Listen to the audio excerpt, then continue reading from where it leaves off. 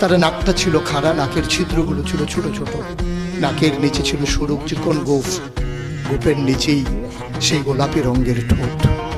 তার ঠোঁটগুলো যখন কখনো বা মুচকে হাসতো, গোটা পৃথিবীর মানুষ অবাক বিস্ময়ে দেখতো গোটা পৃথিবীতে যেন বিজলি চমকিয়েছে। তিনি কখনো বা যখন এই রাস্তা দিয়ে হেঁটে যেতেন, 1 মাস পরেও কখনো যখন সাহাবা হাঁটতেন, তার গায়ের জান্নাতি গন্ধ তারা পেতেন।